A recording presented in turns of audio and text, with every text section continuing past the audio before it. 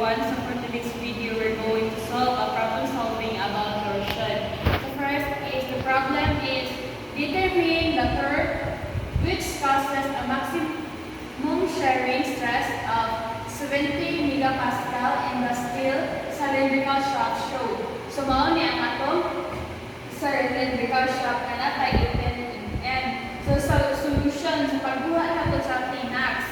So solution natay formula nga Tmax equals Tc over J or J equals pi over 2 C to the power of 4. So ang gamiton nato nga formula is Tmax equals pi over 2 C cube.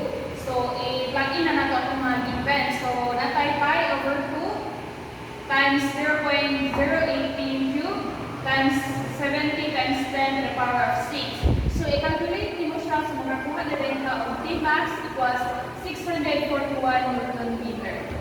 So the next problem is determine the maximum shearing stress caused by a curve of magnitude of 800 Newton meter. Solution nato is ang atong formula nga gamiton is Tmax equals Tc over J or J equals pi over 2 C to the power of 4. So ang atong gamiton nga formula is Tmax equals 2T over pi C cube. So ipag-in nato ang atong givens ko na tayo 2 times 800 over pi times 0.018 cube.